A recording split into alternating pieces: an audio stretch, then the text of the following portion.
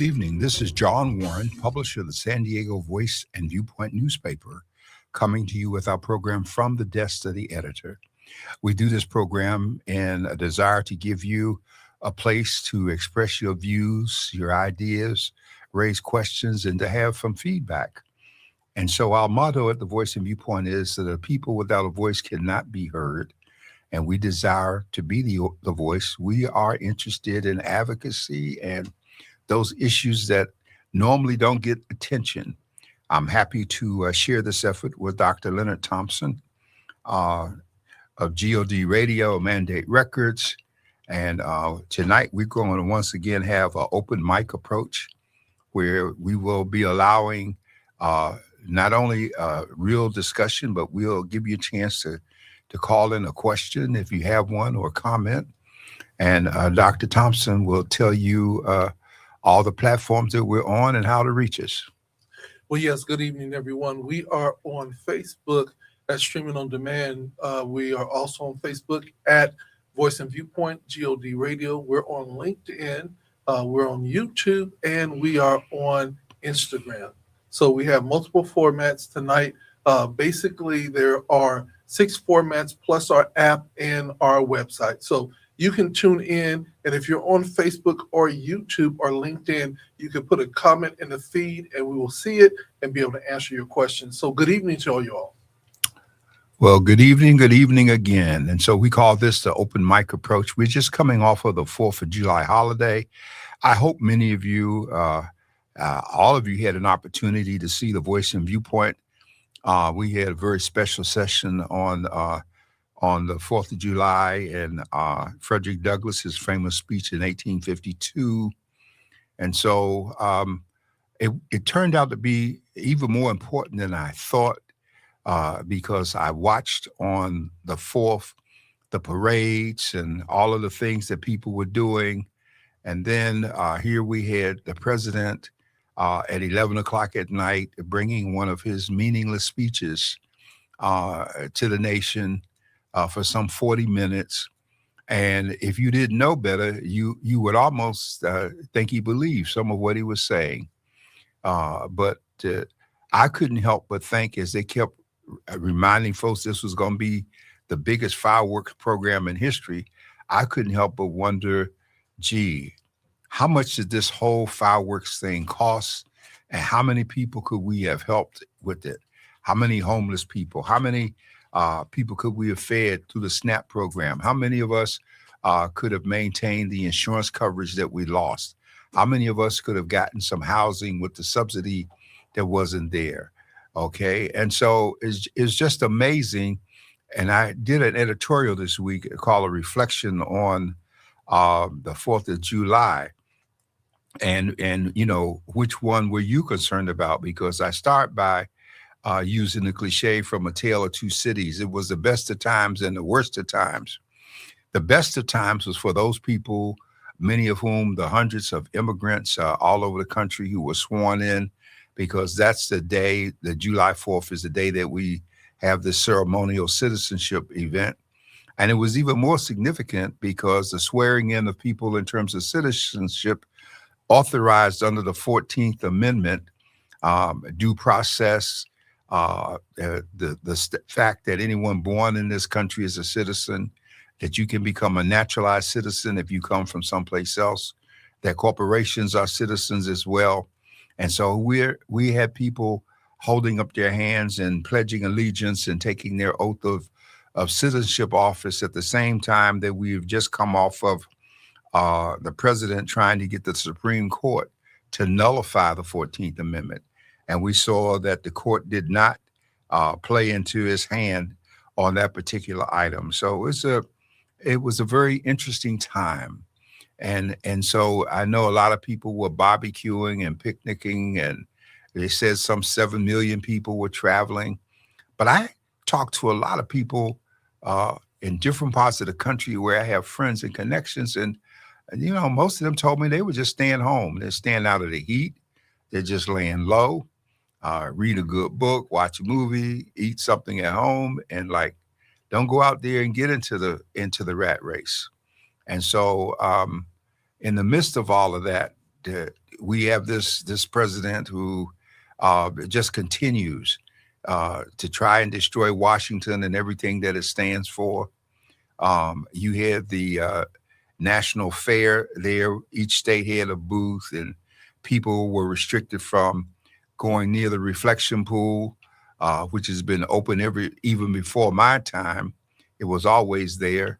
Now they have soldiers around and homeland people to arrest you if you even put your finger in the water. Supposed to be going back in this week to clear up the algae. So it's just been a very important event, and I just want to, uh, open this up because we got a lot to talk about. Well, Dr. Warren, you mentioned the president, and I want to just go straight into the ceasefire agreement. It seems like it's off the table. Well, yeah, the ceasefire agreement is off the table, but as we go right into it, the president is in Turkey at the NATO meeting.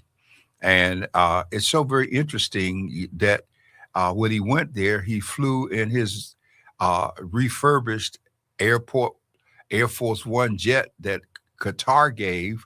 Supposedly, he's saying to the nation, but it was given to him. And one of the ways you can tell the difference in this plane is the Air Force One, which is a 747 model that we use, has blue as that main stripe around it. And this Qatar plane has red. And so it's just kind of interesting watching the emphasis. He reminds you of King Midas with the golden touch and everything. He wants it to turn to gold, and he wants his name and his image every place. Um, and he has no contact with reality at this point. And we're all watching and understanding that if it was a member of our family or someone else, a conservatorship would be declared. They would be put under control and supervision. But in this case, he's still allowed to run free because of our form of government. And for those places that have monarchies and parliament, and where people have to maintain a government, or if they lose their majority, they have to call for special elections. I'm sure they look at us and wonder, like, how long are you going to endure this insanity? And we still have another two years based on the way we do a 4-year term for the presidency. Well, one of the things about it is that it's very unfortunate that we are still breaking every rules for this dictator that has come in that makes everything look like, there's so much going on. And when one thing goes bad, he then distracts by starting a war, getting involved with that. And, even Venezuela, you haven't really heard of any boats being bombed anymore because he got what he wanted and now he's moved on. Well, yeah. And then there was also the question during that tremendous earthquake that hit Venezuela about how much aid were we going to send, because, he's crippled the AID and all the programs that we do to help people in distress around the world. And people have died as a result of no longer having the assistance that America has provided. And so this is a real scenario. And it's very disturbing. And then we have the lie of the AI doctorate photo with the prime minister of Italy. And it's just no end. And he's back to trying to talk about taking over Greenland, and Denmark is ready to go to war over it. Um, and so we're isolating ourselves. We're backing ourselves away from everybody in the world, and the people around him who know better. All it would take would be members of his cabinet to sign a letter to be initiated by the vice president to declare him incompetent, and he would be sidelined. But he controls the Republicans in the Congress and in the Senate and the Supreme Court. And so, people beginning to feel it's useless, but we can't give up the fight. Still trying to get the voter worker information in Georgia. The court's still telling him no, that he can't have it. And so his emphasis right now is on derailing the midterm election. And that's something that we can stop just by getting up and voting. And I'm going to write about it from now until election day, because if all the black people who are eligible to vote understood what it took for us to get the right to vote and got up and voted, we would be a determining force when this election, midterm election, comes around in November. But we're still trying to wake some of us up and get our attention. Well, one of the things about it is that as we're trying to gain seats in the House and in the Senate, we have a person that is running in Maine, the oyster farmer, and it looks like he's going to have to call his election off. Too many women are coming forward. Well, we're finding out a whole bunch of things about the oyster farmer. There's more to him than the oysters. He played the image of being poor, and we know that's not the case. His grandfather made furniture and still selling. Some of his pieces start at 15,000 a piece. He might harvest oysters, but his mother owns a restaurant, and she's his main customer. And his father, he's got this house that costs 205,000 or 215, $20,000, but it's his father gave him a 200, and if it's 215, his father gave him 210, so he didn't have to put up with 5,000. So he's not the poor guy. He's trying to persuade himself to make us think that he is, and it's just no excuse for the behavior, and that behavior it doesn't belong any place in government. It looks like every time we start making headway with the Democrats, we start having this issue take place with people uh, having morality problems, and we need seats. We have 13 Senate seats that are up. We need at least four, and we seem to be taking one step forward and two steps back. We lost Sewell in here in California. I think we'll get that seat back, but and Paxton is trying to help us out in Texas because he's the one, the attorney general who had been impeached, who's going through a divorce. His wife is a member of the legislature, so she had a chance to vote on his impeachment. He overcame that, and now we find out that that he's been voting illegally from the house that he shared with his wife, when she's saying in divorce papers that he relocated 2 years ago. And so that's a crime in Texas, and we have all these things going on, and I just don't want us as people of color to lose sight of what's really up and what we're really up against, because if we do, it's a long time for 2 years, and if we got to go 2 years, we can forget what might happen after that in terms of being hooked what the Republican stands for 4 years come 2028. Well, Dr. One of the biggest things about it is that this is a pivotal election, and we cannot, both national, statewide, and local, this is a pivotal election, and we cannot stand by and just let things happen, because if we let the national election go the way it is, we will find ourselves at the very end in a very, very different world. We're already in a chaotic world right now, but give him unfeathered 2 more years without any control, without anybody saying no. It's like a kid. It is. If you have a kid and you never have any discipline for that kid will then turn out to be someone that you don't really like. But it's amazing how you can shift a kid's life by just checking them one or two times. You know what I'm saying? And they'll get the message. I remember when I was younger, and I know for those of you all that will say, "Oh, we don't hit our kids anymore. We put them in timeout." Well, I just want to let you know that for some of y'all, timeout might have worked, but for most of y'all, it didn't. But I remember saying a very smart comment to my mother when I was very, very young.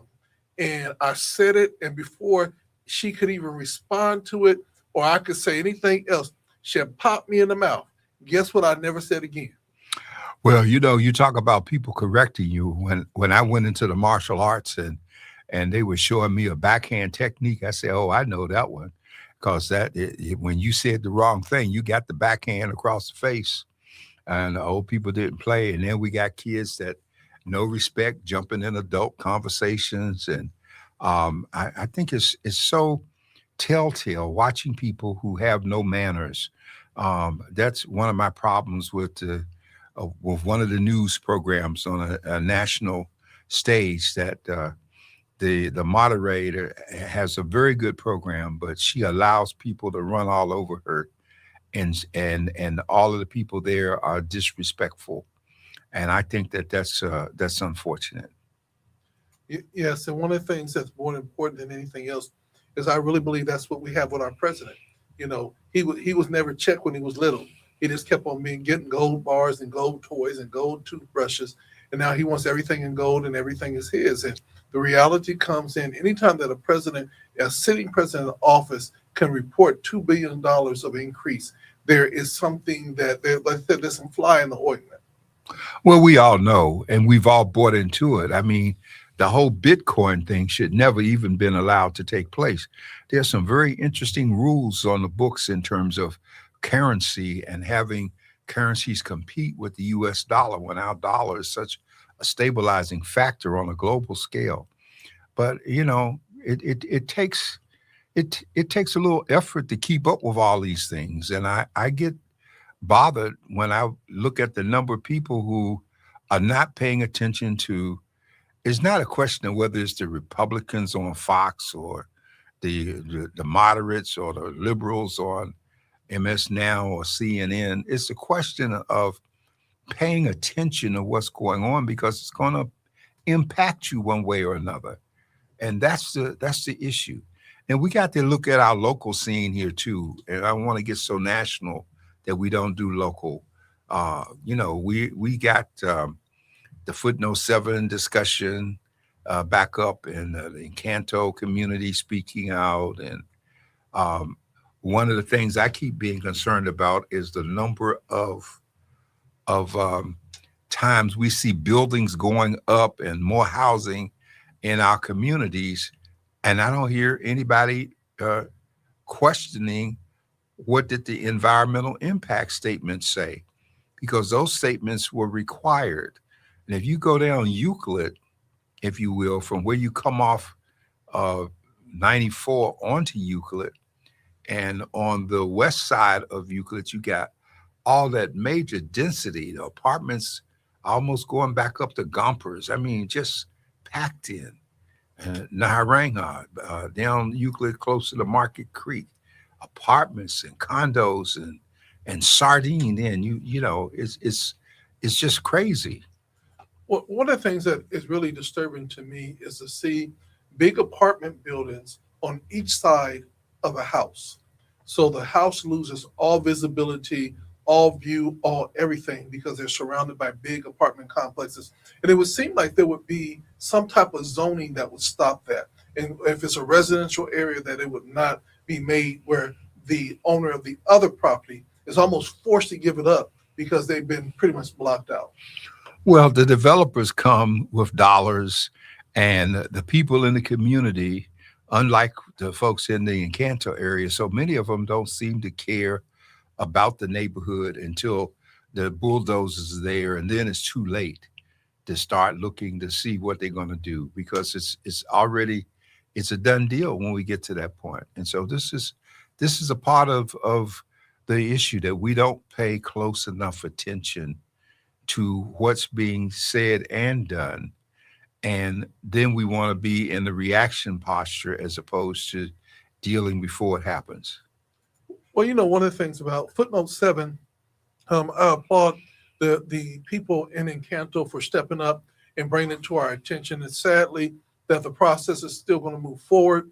And I believe that there will be some injunctions that will probably pop up. But for all intents and purposes, the city has said go ahead and build. And I don't see the infrastructure that is going to be able to support that. Number two is that if you ever go and look at the view, those houses are not going to come cheap. And you're giving me 13 houses out of 100 and something houses this seems to be unfair. Mm. If you want to make a difference, then literally make 50% of those houses that way and make them affordable. Well, I don't think you should have houses there at all. I think it was intended, and people had asked for a park, and it should have been a park put there instead of canceling the park. And we blame the elected officials. Documents showing that the former District 4 council member and now the current one, that they all were in agreement with the developers in terms of what happened. And so here we go. We look at Encanto as a real poverty-stricken area, but when you really get up close, so much of Encanto has been preserved the way the people who live there want it. They don't want it crowded and congested, and so that's a major factor. So we got a lot going on. I am particularly concerned because the fourth district has a seat up. The city council seats for the November general election are 2, 4, 6, and 8, the even number seats. Okay, and so Henry is feeling that he's got it made, and he doesn't seem to be worried. And um, that when you look at the total number of people who voted in comparison to the number of people who are registered to vote in the fourth district, it's embarrassing. It's embarrassing. The indifference is like, I don't care. They don't want to do anything, and uh, it's the conditioning that we've given into. Uh, we've been conditioned to just roll over and go with it, and it's unfortunate. Yes, one of the things about it is that if we want to see a change, we're literally going to have to get involved. And it was a very, very tight uh, uh, uh, election that just took place. And although Mr. Foster came out ahead, again, the primary is a whole different beast. Or the election that is coming up, and we're just encouraging everybody, let your voice be heard. We can complain about it, but unless we're going to be about it, we can't say anything other than what it is what it is. Well, I think that also when we look at the election that's coming up, and some people are lining up how they're going to vote, or why they don't want to vote, and folks from outside the community that have interest in the outcome, they're going to be able to play us. I mean, people don't know that they can go to the register of voters and pull the records and look at who voted when, how often. And that's why so much of the time is spent doing direct mail to the people who have the track record of voting. Like, why waste the money and the postage on the people who aren't voting? And then you got people who are homeless that can vote at this point. And, we got every opportunity you can think of to cast a ballot. And yet some of us just won't do it. Well, one of the things about it, I think that people are so wrapped up on trying to live life, and trying to live life is so very, very hard for some of them to realize that to live life better, you have to get involved. To live life better, you're going to have to realize that so many sacrifices have been made. And I want to say this, a lot of times when we talk about the sacrifice, we talk about it from a civil rights perspective, but sacrifices were made during civil rights, before civil rights, and after civil rights. The key thing is sacrifices have always been made so that our voices can be heard, and we've always pushed through to honor the sacrifices that have been made. I would say that in our generation, my generation, there were sacrifices made. There were less sacrifices made by a lot of people than there were in maybe the 70s and the 60s. But we have to continue to say that a lot of times people only focus on the civil rights movement. And so you have a lot of young people that say, oh, that was back in the 60s and the 70s. That don't involve us. But if they literally would just take the 60s, the 50s, the 60s, and 70s and wipe out the dates and put in what is happening right now, they will realize that we're almost back to those times because we have become complacent and not stayed active, vigilant, and involved. Well, there's no question. You're absolutely right, Dr. Thompson. And we keep trying to do our part. I am always encouraging people here. If you are, black or African American or African, you are automatic member of Black Men and Women United, as we meet every Tuesday morning at 8 o'clock on Zoom. Dr. Thompson chairs the meeting, and it's a chance for us to fellowship and interact and share and help each other with programs and projects. And this is something that we've been doing now for, I say, probably about 22, 23 years. We were doing it in person, and then we went to Zoom when the pandemic came.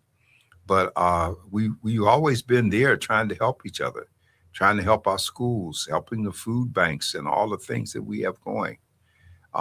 Because that's who we are. We care as much as programs like the Wounded Warriors, because we are Wounded Warriors. And Dr. One of the things that's really important about it is having a safe place to have conversations, and then not only to have conversations, but also to have strategic direction. A lot of people are making a lot of headways because they have. A lot of people say, "Well, I need a mentor. I need this." Well, you can come and be mentored every time we get together because you have the best of both worlds. Some of the most brilliant people that are on the line sharing their resources and sharing their talents. And even though we don't have quote unquote the World Medical Association and Black Men and Women United, we actually have our own doctor that gives us reports every single week to make sure that we're on top of everything. Well, Dr. Thompson, I want to shift gears and look at what's coming up this week. We've got gospel on the midway Saturday, and I want you to say something to people about that. And then Sunday, I don't get this. Sunday, we have the Encanto Block party. scenario. Okay. And it looks like they're talking about the gates opening at 7 p.m. And I'm confused about something. Why is this being done at night? Well, I don't know if it's going to be done at night. I got to get the total information, but I don't know about the block party. But maybe because it's considered to be a block party, that's why they start in the evening time. Let me do some quick research, Dr. Warren, and I get back to you. While you're doing that, let me just help people, because we got a generation that knew not Joseph, as they say in Genesis. And so we come from a history of having some phenomenal Encanto street fairs, streets blocked off, thousands of people, food, activity, entertainment, no violence, just having a good, clean fun. Same thing as we've done with the OGs at Labor Day in the park, people coming together. Though many of them are dying off, it's still we have this camaraderie going on. And so then I'm looking at the gospel on the midway, and it's reminding me of Gold Coast and how many times we had events and we had to put out money. And it got real tricky too, because we were using what was in Jack Murphy Stadium. And when we met with them, we didn't know in the beginning that security was your security needs were determined based on the numbers that you gave of what you expected attendance. Mhm. So we went in there pumping the numbers up, trying to make it look real big. And while we pumping the numbers up, they pumping up the security costs Mhm. and adding all the people. And then you get the senior officers who get time and a half and all of that. And you just learn a whole bunch as you go through that scenario. But one of the things that struck me the last time we had an event, it was down at the Coors Amphitheater in Chula Vista. And I saw these young brothers that came there, and they were looking to fight. They were looking for someone that wasn't in their gang or from another gang, but they wanted to turn the place out. And it disturbed me to see that we were going through all of this expense of trying to bring something of cultural significance to our community, while there's this renegade element that could care less about that. All they want to do is destroy stuff. Yeah. Okay. And so this is and we still have some of that element, because every time we have a homicide like the one just took place in Logan Heights, then there's a question: is this going to kick off a gang scenario? Thank God we're not where we used to be in terms of the number of homicides we had, and the extent to which we had to literally get out and walk the streets and talk to folks to try to keep the violence down. We Mhm. come a long ways from that, but we're not out of the woods. Well, one of the things, just to give an update, the Encounter Block Party Music Festival will happen on Sunday, July 12th, and the gates open at noon, and it's all over at 7:30. Oh, The okay. event is from 6715 Imperial Avenue, and it will go from Woodman, between Woodman and 68th Street. There will be shuttles available from 61st Street Charlie Station along the Imperial Avenue from 61st to 65th. They said there's plenty of food, vendors, activities for the entire family. It's hosted by Dominic, looks like Malone. Entertainment will be Dub Testament, uh, Jamila. Uh, this looks like Khalil Nash, Lenny Fuzzy Rankins, Festival DJs Dashe and DJ Almond Eyes. And that will all take place with the San Diego Black Arts and Cultural District. And the main hub will be at Marine Wideman Park. Okay. And so we're expecting people to come out Yeah, and be supportive. yes. And it Okay. looks like, and it is totally free to the public and the Okay. family. Okay. And I like the fact that they're calling it a block party music festival versus calling it the Encanto Street Fair, Right. because the Encanto Street Fair historically was the largest street fair on this side of the Mississippi. Yeah. And so a lot of times we say we're bringing things back, but the one thing that I noticed in doing festivals is you're absolutely right, Dr. Warren. The more people that you decide you're going to have, the more the police are going to require you to have more police officers. But here's the thing that we started when we started looking at the issues of fighting and everything else of that nature. Everybody asked me, why did you not have fights at the San Diego Praise Fest? They said, well, it was gospel. I said, yeah, but the police, our first 2 years, was very concerned because they said that it was in two warring gang areas. And they said, we were concerned about that because we know that there will be issues in your area. I said, well, there are a couple of things that we did. We did, like in Candle Street Fair, we fenced off the area so it wasn't as a free for all from every direction.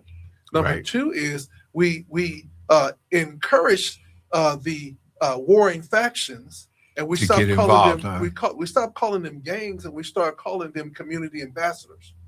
And we sectioned off our area in three different sections, so they all had a territory, Right. and all they had to do was make sure nothing go down in that territory, make sure that territory stayed clean, and we fed them whatever they wanted to eat. And at the end, as long as they came and prayed and cleaned up their area and everything was good, they all got rewarded as community ambassadors. And we did not. And after we did it for 2 years, we went from 27 officers down to six.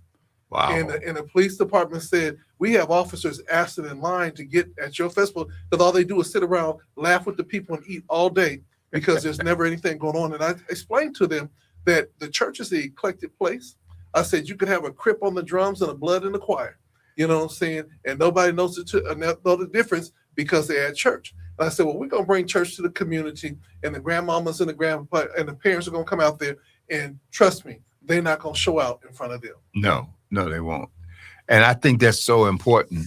And this is a part of reclaiming some of what we're losing in terms of coming together and celebrating each other. Mhm. Because you can't have a village if the people in the village aren't interacting with each other. So they can't raise a child Yeah. or do anything else if they're not talking and learning to be about what is it, the Kwanzaa principle. Is it Kuji Chagalua? Yeah, Yeah. Kuji Chakalia, It's collective Kuji- working yes, responsibility. right. Yeah. Kuzi Chagalia. Yeah. And that's what we have to have. Yeah, and Dr. Warren, one of the things that I always tell people that I'm very excited about is Bayside Gospel Concert Aboard the Midway. Again, the only one of its type in the nation. You can go, they talk about it at the Stellar Awards. They talk about it at every award show. Have you been to the Midway? When Bishop Hutchins came to perform, it impacted him so much when he wrote his memoirs. This became a portion of his memoirs, saying that he had never been on anything like this before. We've been interviewing former artists that started off with us 13 years ago, and they said to date, it is the one experience that they encourage everybody to have, because they said they have never been in such a beautiful city underneath a beautiful skyline and doing beautiful music. And what would freak them out is when I would send them the videos and show them people gathering at the base of the ship just to listen, and showing the people across the bay, the military letting out and doing cookouts and everything else, and listening to the music, and then going over to the convention center and you can still hear the music clearly. Well, This is a major event. well, since we have people too young to know what I'm about to remind you of, and you know very well that Gold Coast and uh, Jerry Warren, my late wife and co-publisher, she was the first one to do anything on a military aircraft. Mhm. She coordinated for the very first Gold Coast a president's reception for the presidents of Howard and Morgan Mhm. State on the USS Kitty Hawk. Mhm. All right. And we had 400 people with a red carpet at a black tie reception Well, on the Kitty Hawk. let me interrupt you, Dr. Warren. It was an active aircraft carrier. Yes, it was. Not a retired. It wasn't a museum. No, So it was a whole different level of security, and to be able to pull that off is a monumental task, almost as if you got government clearance, because it was still an active ship. you're right. And people forget that. And at the same time that we had 400 people, black tie on the Kitty Hawk across the bay at the convention center, we had 12,000 people at the first Yeah, a step show.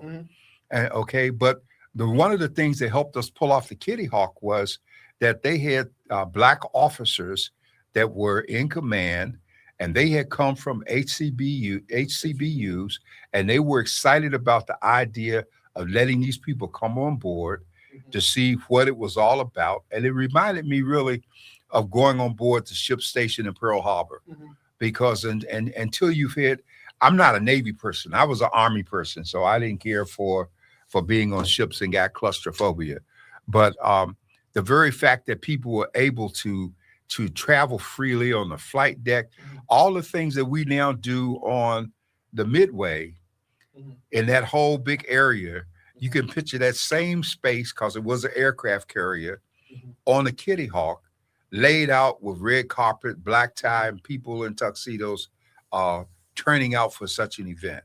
And And so when, we started it, and I'm always excited that it grew from there Mhm. in terms of the Holiday Bowl people. They came back and copied, started having basketball tournaments on the ships. Mhm. And you and I remember that before they brought the Midway here, there used to be a scaled model in the Santa Fe train depot, Mhm. and people wondered how on earth are they going to put a carrier in the bay, because we thought they were going to put it the long way. Mhm. What's that, horizontal, Yep. as opposed to vertical, Yep. which made sense with it. And so, uh, and now let us remind people, Dr. Thompson, because you and I both have been recipients of their Bridge Builder Awards in terms of the community, people from the community on their board, like Pierre and Peggy, that helped bring the community to the ship. It is probably the most visited tourism site in San Diego. Was Yes. it 3 million, 1 to 3 I million a think it was year? 2 million. 2 million Yeah. people a year experience that ship.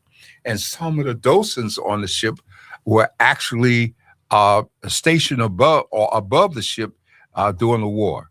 Well, Doc, I want to talk about a couple of things in line with Bayside Gospel Concert Aboard the Midway, but in line with San Diego. San Diego has always been on the cutting edge of so much. Again, I worked in Candle Street Fair for several years. We had Tayati Howard and several other people, but people forget about James Smith, Yes. who sold millions of dollars into making the Encanto Street Fair successful.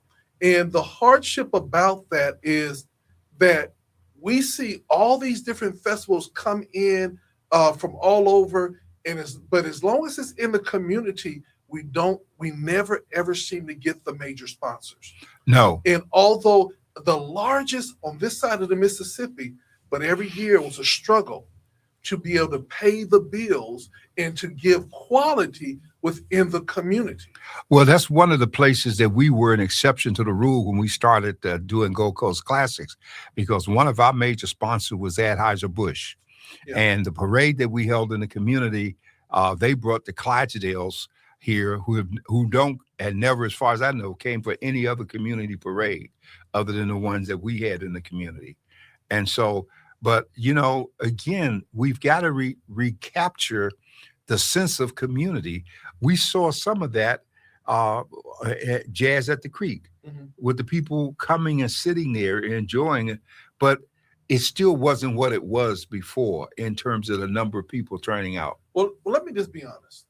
I can now say at 61 years old, I've gone through some things.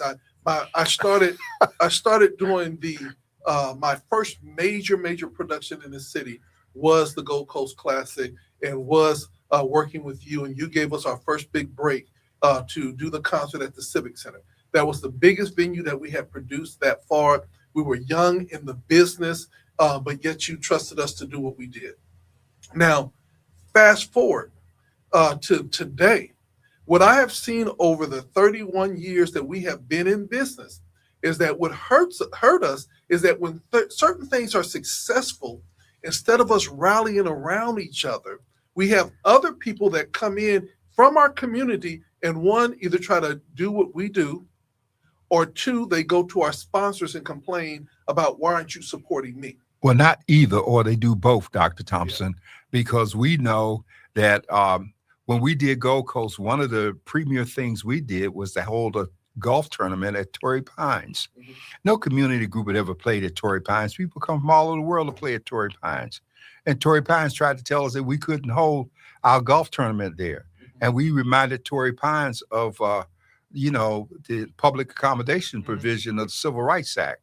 And so if we can't be here, I guess we're going to have to close. Exactly. And I don't play golf, but I bet you we held as many golf tournaments as we wanted to hold at Torrey Pines. And nobody was a problem there. Okay. But we were still in the mode of saying we won't take no for an answer. Exactly. We're gonna do what you say we can't do. And that's what we did from in every turn.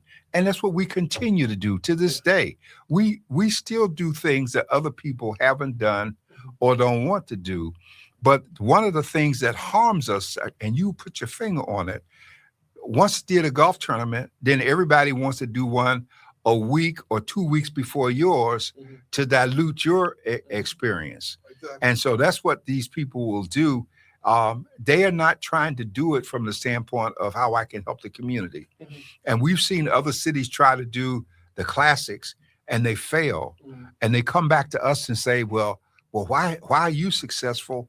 Because when they try to do it in Vegas, what did they do? They try to do it in LA. The people got busy fighting each other, trying to get the money rather than making an event that you gave. And that's the thing. And that's what makes the difference, that we were givers. And because we were giving, if you put dollars on it today, it costs us $1 million a year for a decade to do our Gold Coast Classic. Yeah. But people came and gave. And why did we do it? We did it because we thought that if we could have one day where our community could fill that stadium, we would have enough money left to stop our organizations from begging people for 50 cents and a ham sandwich and a little luncheon or dinner and something, and we could be self-sufficient. Well, let me say this. I know that, I must call this Classes in Session. And the reason why I'm calling this Classes in Session is that we always have to look at our history so that we don't repeat, the things that we did wrong, and then we will learn from the things that we did right. One of the things that Gold Coast Classic did was break all the rules. And I'm going to say it, and you might not agree, but I'm going to say it. They broke all the rules because normally you're allowed to do one event in the city, and that one event is one place, one time, and it's over. You did, was it 7 or 12? Yeah, I think it was 10. It was 10 events over a weekend period. Oh, 12 events during the week. Exactly. In a 7-day period. Okay. Yeah, 12 events. But you did multiple events for a whole entire week. But what people don't know is that you gave away thousands of tickets to high schoolers and kids and families so that they can have the experience. And so, what a lot of times people say, "Oh, well, they made a killing, they did that." They don't see the work that literally every person that really cares about their community says, "I want these young people to experience it." Even on the Midway, every single year we pick organizations Hmm. that we literally bless with tickets for them to have the experience to come on the Midway that most of them will never come to because of the budgetary thing, and give them the opportunity. So one of the strategies has to be that when you build something for your community, it has to be a sense from a sense of helping and growing, and not just for the money. Well, I want to say in all fairness that a number of our organizations, fraternal orders, they bought tickets for kids. Mhm. They bought tickets in advance. We tried to get the Chamber of Commerce to buy tickets. And out of 1,600 members, we could never get more than two people. And this was not a black event. This was an event that all kids would have benefited from Mhm. in terms of coming out and having a chance to participate. Mhm. But again, they tried to restrict us. They tried to block us running the buses that we needed. They tried to block us on the hotels that we needed. They tried to block us on the monies that we got to Mhm. had to put up and the insurance struggles and everything. It was like, you can't do this, you can't do this. And I'll never forget once the movie Drumline came out on VHS. A certain wealthy business person called me one day and said, "Oh, you know what, Mr. Warren, I was just my daughter just brought this movie Drumline home, and uh, we thought that would be something great that you all see that you all should consider doing." And you know what my response is? We all already did it. Yeah. Okay, we did it before they made the movie. All Exactly. right, and we did it before people understood. Because why? We spent 3 years interacting with black schools, Mhm. with SWAC and MEAC and the referees and all of those people that get involved in terms of getting ready for the event, Mhm. the planning and the money. And the Well, one regret to this day, I'll always have this one regret, that when my wife died of cancer and I thought about how much she cared about San Diego, my regret was that the money that we took from our business to subsidize Gold Coast for 10 years, she could have traveled around the world several times and visited every place she ever wanted to see and had change left over. mhm. But we don't think in terms of that kind of sacrifice Well, for the most part anymore. you have to think of everything is built on purpose. That's why I applaud the Encano Block Party Music Festival for bringing it back. For bringing back something in that area.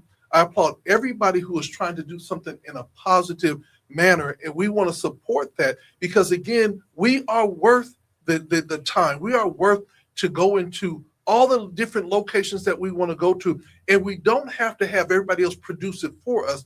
We could be homegrown and bought like that. And here's the thing, and I want to say this is that people don't really understand the complexity of doing an event.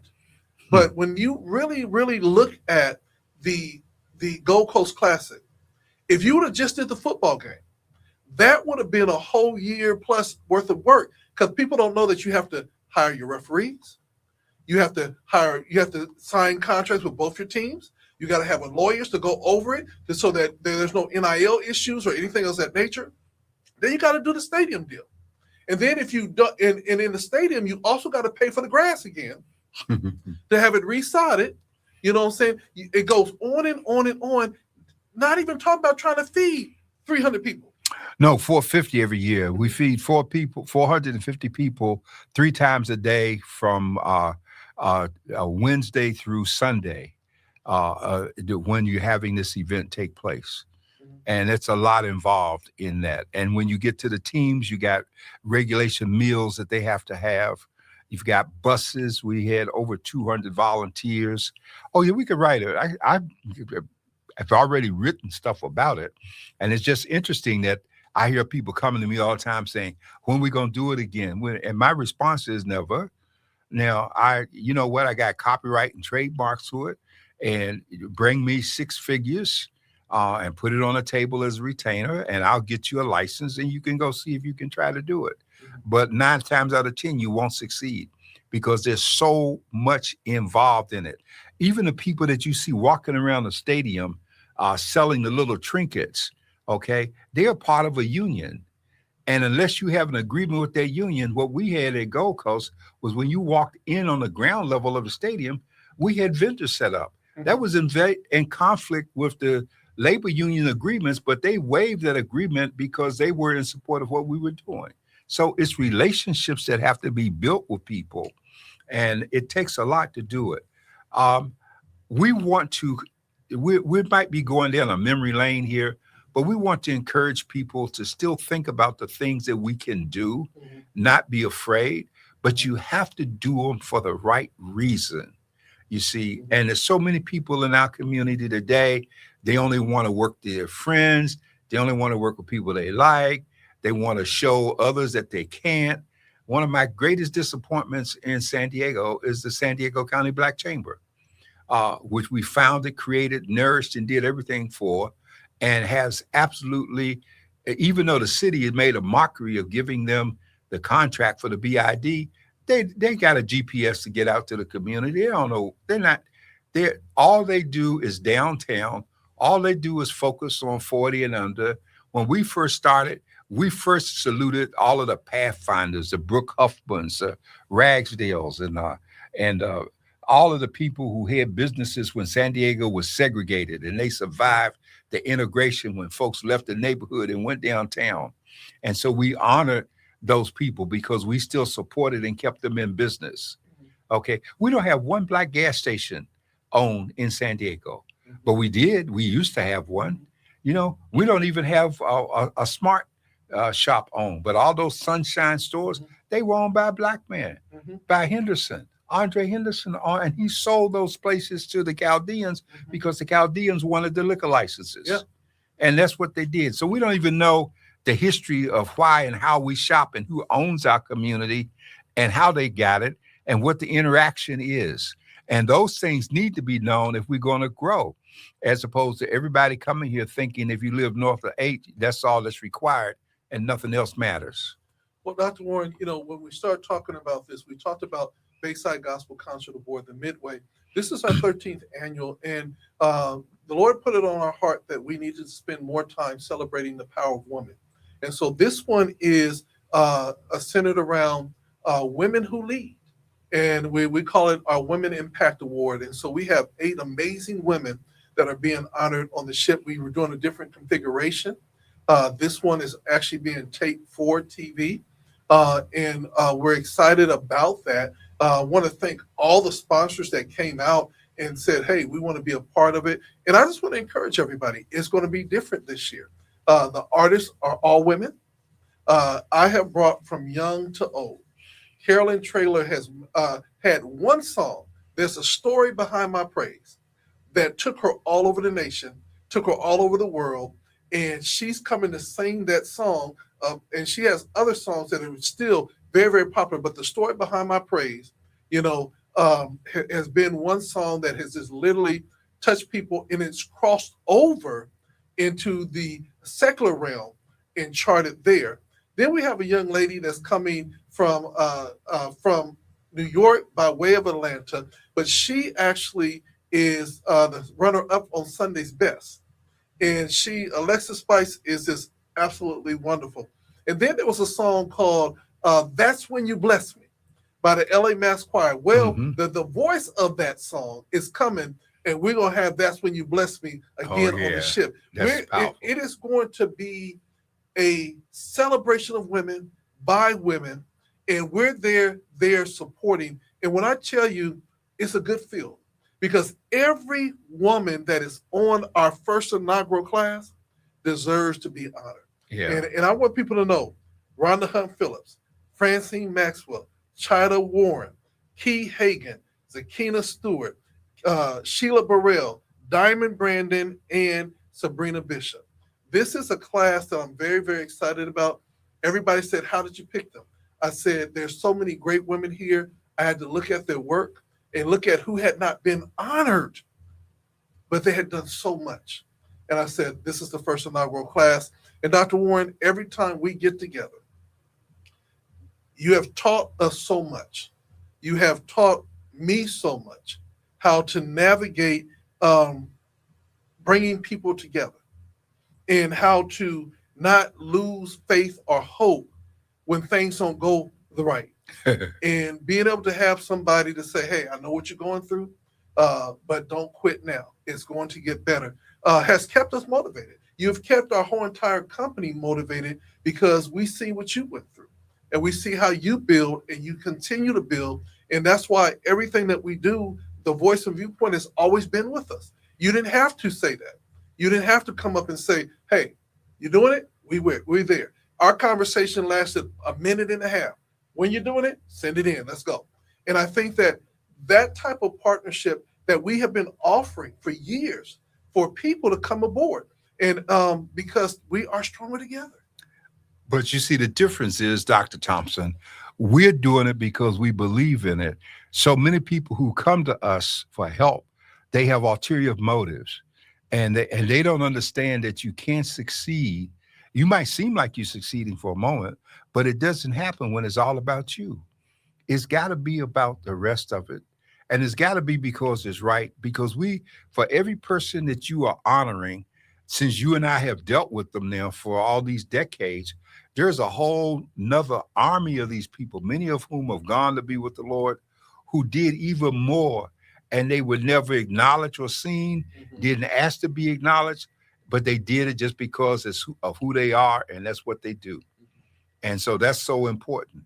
And so, but I'm encouraged because we used to say in the 60s that we always talked about how the strong keep coming, and the strong are coming. There's a whole new generation that's coming and that's active and that's doing. And sometimes it's hard for us to step back to let them go forward, um, because we want to see them be so much more than what they can see because we've seen where they want to go. As they say, we've been to the mountaintop and Mhm. seen over, and we know what can happen on the other side. Yeah. We might not have the energy to do it, but we know what can be there. You Amen. know. Amen. Well, Dr. Warren, again, we've been together since the inception of our company 31 years ago, Don't seem and like it. and this honoring Bayside Gospel Concert Aboard the Midway. Tickets are still available. You can go to Eventbrite, or you can even come to our office. We have hard tickets here, but I do want you to know that it's going to be an event second to none. The first time that we're actually doing VIP tables, and we're doing some things very, very uniquely different. But more than anything else, we want to have it as a coming together. And what I love about this, and I'll end off with this, um, we brought the women together and said, "Look, we want to do a full photo shoot." And when we did this full photo shoot, it was sitting back and watching these powerful women do the photo shoot together and do business at the same time with one another, and making arrangements to connect with each other. And after the same set, some of the women that came just blew us away with their looks and everything else. It was a great photo shoot. And from that, we have lots of pictures, and we will be able to see these powerful women come together and be honored. And we want to make it life changing. And we want you to be a part of this. I want to send a shout out to them because so many of them bought tickets for young people, Wow. for young people to see this experience. And so I'm very excited about it. And I ask everybody, if you have not gotten your ticket, go to Eventbrite, or even go to Mandate Project Impact or God Radio. Click the link, get your tickets right now. And I was always amazed because, and I'll end off with this, Dr. Warren. Uh, uh, One of the honorees came and said, "I know that we have tables and everything like that, but I still have more work to do. I'm coming up and buying 50 tickets to be able to be a blessing to some young people." And I Wow. said, "Wow!" So that blew me away, and then asked for a discount. Said she wanted to do it full price because she knows what we're trying to do. And this whole thing, you will see a lot of people with Mandate Project Impact shirts on. Those are our team members, our trainers, and our students that are going through the program. And this will be almost like their culmination to some of their training. Well, I think it's fantastic. We're looking forward to being there. We're asking you to look at your calendars, look at the things that you see important. I know everybody is all excited about soccer right now, and some of us are, and some of us are not. But the rest of the world is still going on. In addition to what's happening with soccer. So if you ain't at a game, you have a reason to be on the midway on Yes, Saturday. yes. We look forward to it. Well, this is from the Desk of the Other with Dr. John Warren. Until next week, you all be blessed and say a prayer for us as we pray for you. Amen.